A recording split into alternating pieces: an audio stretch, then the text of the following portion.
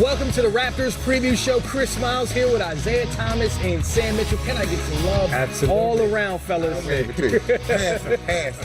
Well, passing just like the Raptors. Look, you guys both have ties to that team. You won Coach of the Year when you were there. Also, you were part team owner and president when they first arrived to Canada, seeing what they were able to accomplish last season. How big was that for basketball internationally and in Canada? It was a surreal moment for me, and also, I would say for the country of Canada.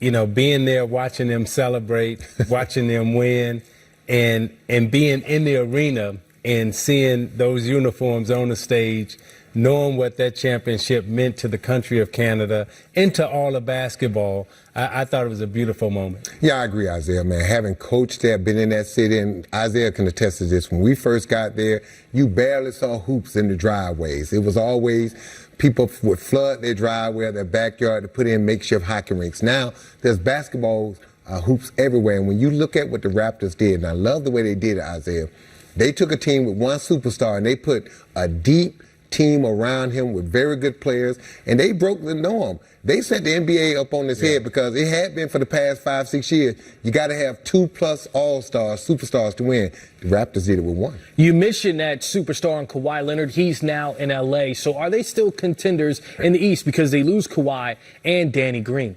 I still think they're a playoff team, Isaiah and Chris. I still have them in the playoffs. But it's tough, man. This is different. I think Pascal Siakam is going to make the next jump. I don't know if he's going to be an all-star, but he's going to be that best player. But when you look at this roster that Masai's put together, they're deep. Yeah. They're talented.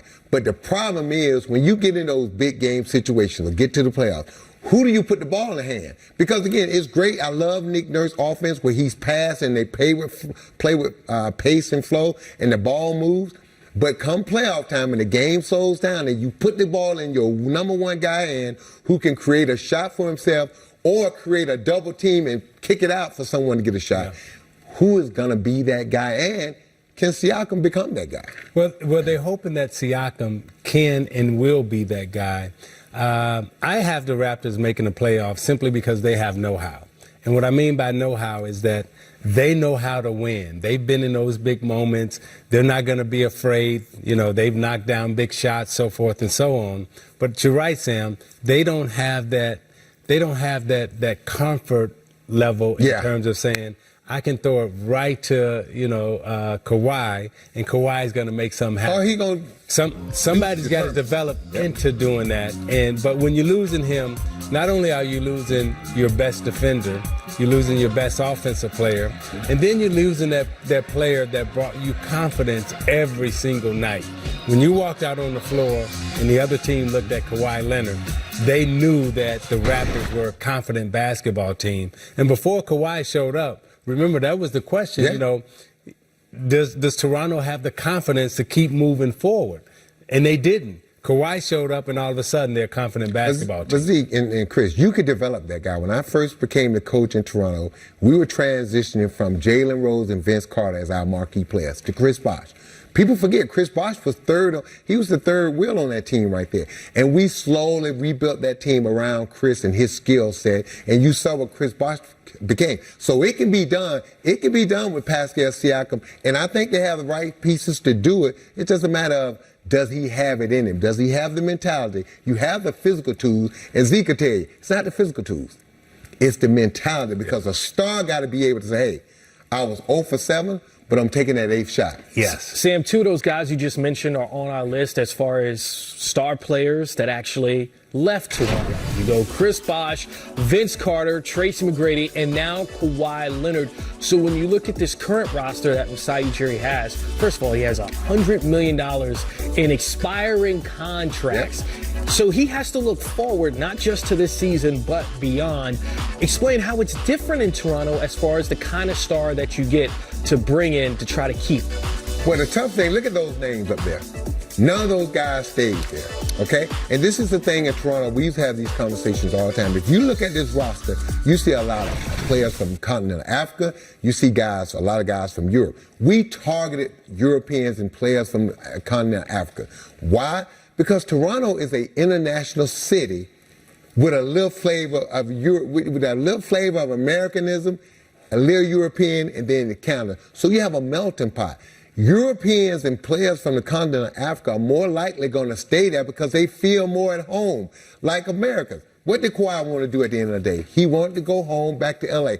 What did Chris Bosh want to do? He wanted to leave Canada and go to the U.S. So we in Canada, and Masai especially, being from the continent of Africa, he targets those players. It's not because people try to say, well, because he's from there. No, it's because we know because of the culture and all the many cultures in Toronto, we have a better chance of retaining those guys in free agency than we do with American-born players. Yeah, and I would say, Masai being from Africa understands that, Canada is North Africa. And when you look at the Canadian player, I think Masai will go back and try when his cap expires. I mean, when the money comes off the cap, I think he'll start recruiting some of his Canadian-born North African players to come back home and play. And I do believe they'll do that. Well, Pascal Siakam, one of those guys, had a coming-of-age season for the Raptors, was a top 3 player on their championship team. Now, a lot more will be expected of the 25-year-old. Jared Greenberg caught up with him. Do you feel now transitioning into this year, obviously Kawhi leaving, do you kind of feel some more ownership that this is that you're the guy now? I mean, for me, I think we're a team. Like we always been like that, and that's always been who we are. And then now with Kawhi gone, I think it's kind of like getting back to being that, being a real Toronto team and like having that underdog mentality and people kind of counting us out. So it's back to that. Whether it was in the moment during the playoffs or now as you think back, and do you ever visualize what Kawhi was able to do to win a Finals MVP and think that could be you one day? I mean, obviously, somebody that I definitely look at and definitely want to use some of the stuff that he has. Obviously, his composure, how he's able to play the game every single night, and just seeing him work too. Like he puts the work in every single night, and he wasn't drafted to be the player that he is today. So it's definitely a path that I can look at and say, well, why can I accomplish that, or why can I do better? So. As a competitor and as a player, you always want to look at those things, and I look at that and I try to take what I can take from his game, and hopefully it helps me. It's funny you bring that up about he wasn't drafted to be the player he is today, because I remember you and I sitting down during the playoffs, and you talked about how you kind of expected this growth in yourself because every year, you haven't been playing basketball that long, and every year you've taken a huge step forward because of all the work you put in. So what does that leap forward look like for you now, and is that what you have to do now to get from where you were last year to this year now to the next? Is that even harder than anything you've ever done? I think it's harder because now, I mean, not that I was surprised. I don't think like people that know and real NBA, like they would know, but for most people, like they didn't know about you or anything like that. So, but now you're on all the scouting reports, and people are expecting you, to do well, and they're paying attention to you. So, you definitely got to be a complete player. So that's something that I'm working on and working on every facet of my game, trying to improve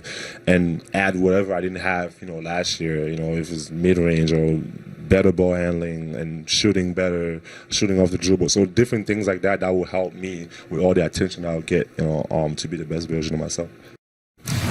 Well, what is the best version of Pascal Siakam? After the All-Star break last year, he put up All-Star numbers, over 19 a game. But does he need to be an All-Star for this team to be a playoff team? Well, I don't know if he needs to be an All-Star for them to be a playoff team. I think they can be a playoff team without him being an All-Star. Now, can they go deep into the playoffs and have, real winning games and winning situations that he's going to be in? Then yes, then he needs to be an All-Star. I think, look, he needs to be a star among the Raptors. He don't necessarily have to be a star in the NBA, All-Star in the NBA, but he needs to be one of the stars on that team. But I also, when I look at this team, there's some other guys got to step up. I look at Norman Powell. Look, Masai Ujiri rewarded him 2-3 years ago with a contract extension, and he's been in and out of the starting lineup, and he was basically behind some of those guys. It's time for Norman Powell to step up. And again, he doesn't have to average 20 a game. He needs to average 13, 14 points a game, but he's got to be consistent. But when you look at this roster, the thing that they got to be excited about is that they're big, they're long, they're athletic, and they can defend. So a lot of their offense is generated off their defense. Does he have to be an all-star? It would be nice, but again, he just needs to be a star among the team with the Toronto Raptors. And Sam, I thought last year they probably were the best defensive team in the NBA, and they lived up to that potential. When you lose Kawhi Leonard, who's the best defender in the NBA, I don't know if you can sustain that level of defensive ability, concentration, so forth and so on. So they may be long in length, but I don't know if they have the mental stamina to play at the level that Kawhi was able to take them to defensively. Ezekiel, right, man, because when you break this down and you think about what Kawhi did defensively, think about all the stuff now that's going to happen. Someone got to replace Kawhi defense, but then someone's got to replace his scoring. And the thing, as the coach, Nick Nurse, you don't want guys you said something in the green room. Players back in the day knew who and what they were, and coaches back in the day identified who and what they were, and they used them that way. So as Nick Nurse is not going to want guys to try to step too far out their comfort zone and try to become something that they're not. Yeah. Well, congratulations to the Raptors and Nick Nurse. I mean, being able to win a title in his first season as a head coach, that was incredible. For Kyle Lowry, I mean, year 14 for him, 5 All-Star appearances. He's a guy 33 years old, will be 34 in March. Last year of his contract. Will this be his last year in Toronto? It could potentially be his last year in Toronto. But let me say this about Kyle Lowry. When you talk about a guy who's gotten every ounce of potential out of his body. Yes. And gone way beyond his talent and potential was. I mean, Kyle Lowry is the poster child for that.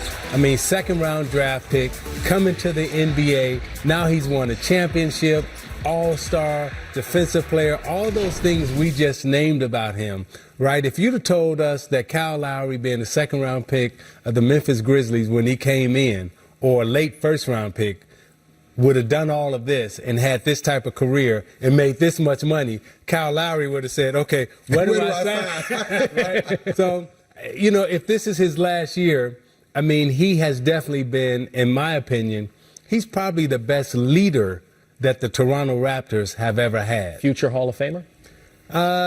You know, it all depends. You know, I mean, there's going to be a lot of people at that Hall of Fame spot, you know, that still has yet to get in, you know, but his name will be on that list with the Tim Hardaways, with the Kevin Johnsons, and with all those people that, you know, who haven't got in yet. Sam, how much does winning a championship help Kyle Lowry if he's trying to get that Hall of Fame spot, especially the way he performed in the finals? He's a Hall of Famer in Toronto and Canada. He's in the Canadian Hall of Fame.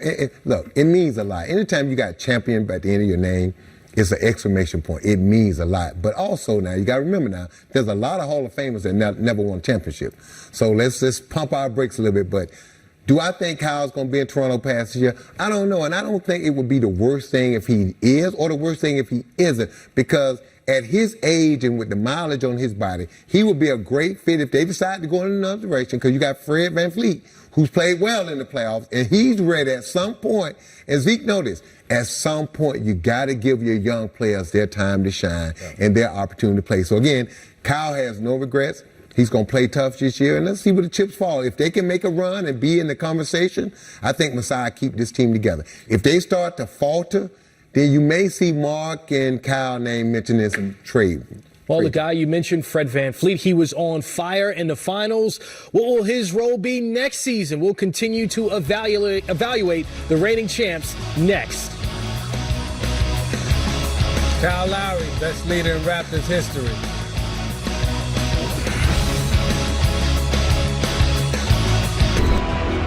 This is Game 7. 90 apiece, 4.2 to go. The Leonard, defended by Green. Is this the dagger? Game Series! Toronto is won! A historic Game 7 shot by Kawhi Leonard that will go on in history for the Raptors. And looking at their depth chart, no Kawhi Leonard anymore, but there's still a ton of talent. I mean, we know what Fred VanVleet did in the finals as a clutch performer. Sam, what else stands out about this roster now? Well, I think, like we talked about earlier, two guys got to step up this year. Obi Anunoby, did I pronounce that right? OG, and then Norman Powell. Those two guys, and OG got injured late in the season. He was starting to play well for them. And then Norman Powell's been there. He's been rewarded with a contract a little while ago, a few years ago. It's time for those two guys to step up. But when you look at that bench and you look at that depth, they're still going to be a formidable team. Again, my only question is that shot Kawhi just took, and you can go back through the whole season, and he made a lot of big shots, Isaiah. Who is Nick Nurse going to run the plays for, and who's going to be able to make those plays and those shots that Kawhi Leonard did? Well, we saw in a couple of the finals games, we thought Nick Nurse would go to Kawhi, but he ran a couple of plays at the end of the game for Siakam. Yeah. Siakam would catch it at the foul line, break somebody down, go get a layup, and I thought that was a big play in the Golden State win. But now can Siakam become that guy who can score when all eyes are on him? That's it. Okay, when the double team is coming at you every single time down court, can you break the double team? Can you get by? When you're the first name on the board that the coach is saying, we got to stop this guy, and every defense is designed to stop you, can you still come out and get numbers and be productive? That is something that we'll have to see if Siakam can do that.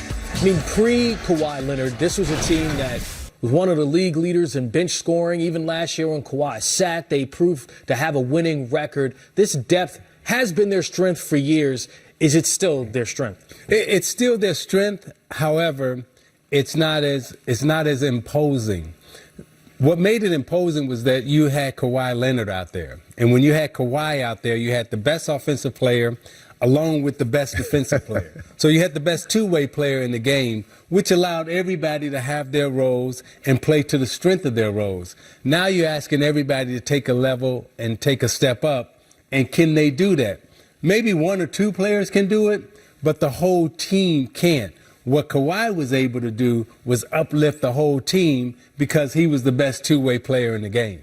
It's just going to be attitude, man. Look, for Pascal Siakam to make that jump, it's not about the physical tools he has there. It's going to be attitude. When he walks through the door, for the first day of training camp, and they lace him up and they walk between them lines, he's got to walk out there like he's the man. When he goes in the locker room after practice, or things or practice get raggedy or it's not going well, before the coach can say a word, Pascal got to be the one like, all right, guys, let's concentrate, let's focus, let's get this together.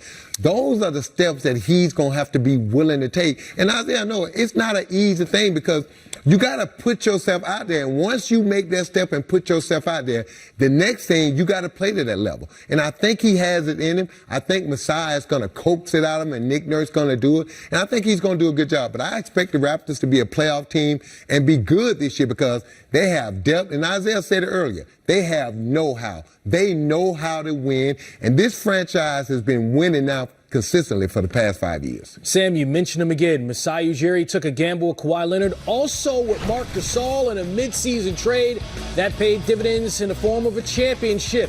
We'll hear from the 7-footer who sat down with Jared Greenberg. That's up next on the Toronto Raptors Preview Show. Celebrated 2 championships this summer. Of course, the one with the Raptors and the FIBA World Cup championship as well. Gasol spent over 10 years in Memphis before coming over to Toronto last season. He discussed that transition with Jared Greenberg. Until the day it happened, I was fighting it. And even, the day before they told me that I was not traveling with the team to, I think it was Charlotte. I don't know where the team traveled, but, the Grizzlies traveled somewhere else. And they told me I was not traveling. I'm like, well, potentially, I'm going to be traded. And then, it was not easy for me because, how much you invested, how much you care about the team.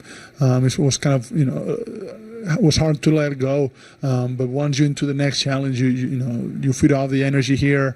You see what you're playing for right away. Masai called you a minute after the trade and tells you, look, we're going for a championship, and you have to be a big part of that. So as a player, that's all you want. You want to be part of something bigger than you and a chance to win to win it all the way. So I fought it, but thankfully they did not listen to me much. All right, we're not going any further until we get at least one, maybe more, story from you about all these championships you've won and some parties you've had and people you've partied with or something good. No, see, we better get something good. See, that's the problem with cameras. Like, you think that that would happen at the parade would translate into the next day or the whole summer. No, that was only that moment.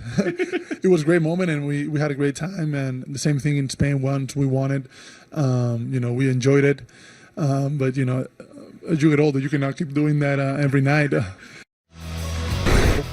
What a summer for Marc Gasol, but what are the expectations for the Toronto Raptors next season coming off of their championship?